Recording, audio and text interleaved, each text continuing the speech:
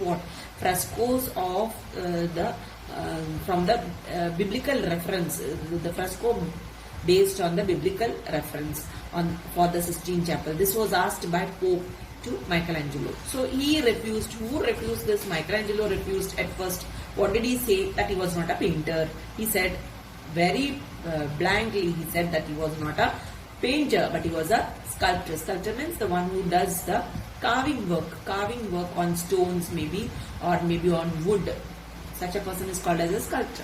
So he said that he was not a painter, he was a sculptor. So this was the reply given by Michelangelo. This shows that he was less interested in painting, but more interested in doing the sculpture work, carving work.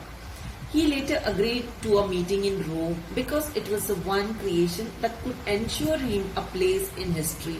So you see, later on he agreed to a meeting in Rome. That means he wanted to do this. So he agreed for a meeting in Rome. Michelangelo agreed a meeting in Rome with the Pope regarding the discussion of the frescoes. Because it was the one creation that could ensure him a place in history. Because later on he felt that doing this fresco or doing this painting can give him name in the in history. So this can create name in history. So he can become famous. So this is what he felt, and he went for a meeting with the Pope in Rome.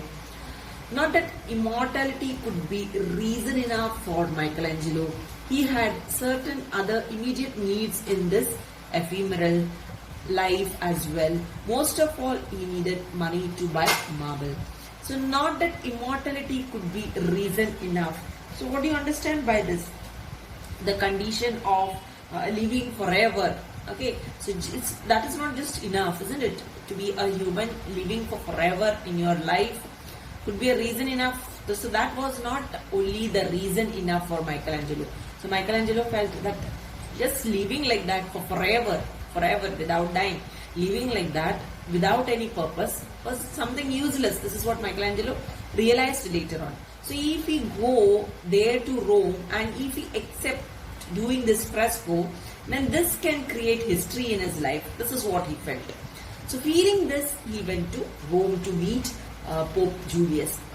He had certain other immediate needs in this ephemeral. So he had certain other needs in this ephemeral. Now what do you understand by this ephemeral? Ephemeral means now life, which is very short. Life is very small, we say, isn't it? That is what we all believe about life. So within this short span of life, he had certain other immediate needs. He had some other needs which is much more important in this short span of life. This is what he felt. This is what he realized later on. So he wanted to create fame for himself. This is what he felt at this point. Most of all, he needed money to buy marble. So he wanted to prove that he is a famous sculptor, right? And for that he need marble to do his carving work. And for buying marble he need money.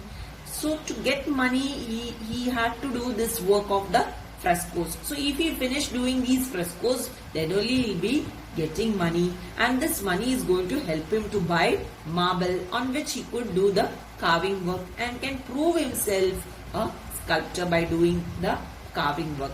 So this was his intention behind attending a meeting or agreeing for a meeting in Rome. So two purposes will be done over here. He will get money, then he will be able to buy marble and do he could fulfill his dream for his life. The dream was the work of sculpture, carving the marble. So this was his intention behind it. Let us move to the next. Last class when I explained this, I didn't give the box answer. That also I have to discuss today. That will finish as we are doing. The Pope had promised him money, but he had never given it. When Michelangelo reminded him, he had asked testily, "Why do you love stone so much? Why not canvas and colors?" So the Pope had promised him money. Pope promised Michelangelo that he will be paid for doing the work. But he had never given it. But the Pope never gave the money. So whenever Michelangelo reminded the Pope about the money which he was supposed to get, he asked testily. Who asked? Pope asked testily. Testily means in a irritating manner.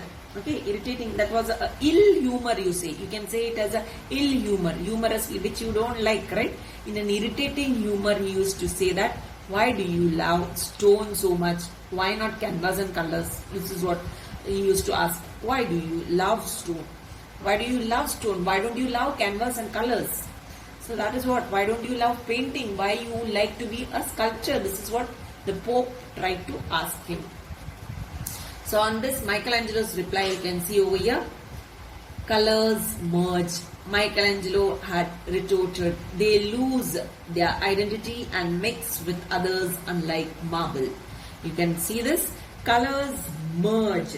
So what was his reply? He said that colors merge. They combine into a whole thing. Colors when you combine, you know that. Colors, when you mix the colors, you get a different color. So they combine into a whole thing. That is what Michelangelo said. They merge. So they don't give their true identity. This is what he's trying to explain, tell over here. Michelangelo had retorted. Retorted means he gave a sharp reply saying that colors merge. So he was perfect in it, well versed in this manner. That is why he could give such a reply over here. They lose their identity and mix with others unlike marble. So marble, if you do the carving work on marble, it will remain for forever, right? It won't change its identity. It will remain as it is. Whereas color is not like that. Colors, when you mix it with others, you will get a different color, different shade. So this is what he was trying to say over here. Let us move to the next paragraph. Here there is a question on the right hand side in the box. Why did Michelangelo agree to paint the Sistine Chapel? So before that, there's another question on the back side. Let me tell you that. The question on page number 34. How and where did Michelangelo find the inspiration for the Virgin Mary? Answer to it is found his Virgin Mary. Michelangelo found his Virgin Mary in his frail and caring mother. Frail and caring mother. Then this question. Right hand side box question, why did Michelangelo agree to paint the Sistine Chapel? So the answer to this is, he agreed to paint the Sistine Chapel because he knew this job would earn him glory that would outline his lifetime, and also because he needed money to buy marble for his sculptures. So both these reasons you have for this answer, you can note it. Then let us move to the next part. 4 years had sped past ever since he had started work on the frescoes in the chapel. His sculpting had come to a standstill.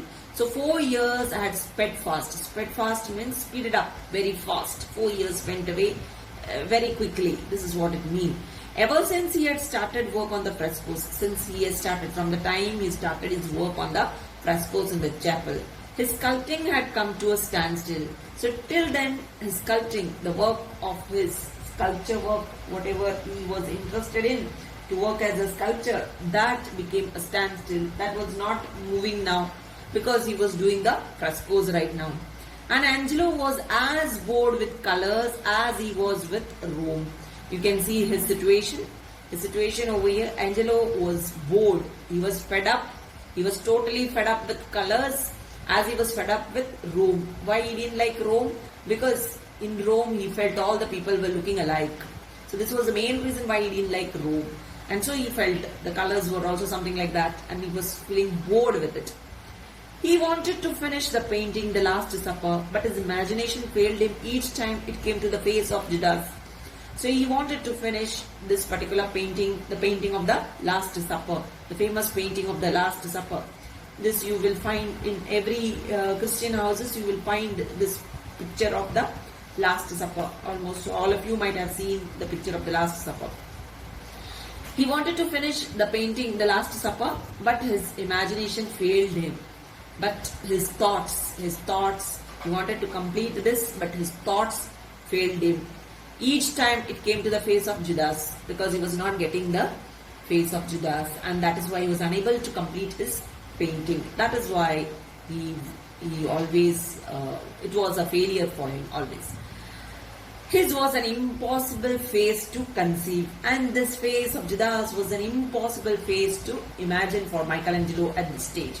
So he tried to picturize this page many times, but it wasn't possible for Michelangelo to get an idea of this picture in his thoughts. Then one day Michelangelo found him as Judas. There he was in that small, dingy eatery in Rome, a man with unusually bright, beady eyes. The man was brimming with restless energy, spitting here and there. He was prematurely bald, and when he talked, the words tumbled out fast like coins from a torn pocket. The man sidled up to Angelo asking for change for a florin and ended up sharing his food. Later, Michelangelo saw the beady-eyed man at it again. He was asking someone else for change for a florin. So this I will continue explaining in my next class. So let me wind it up to here. Thank you very much.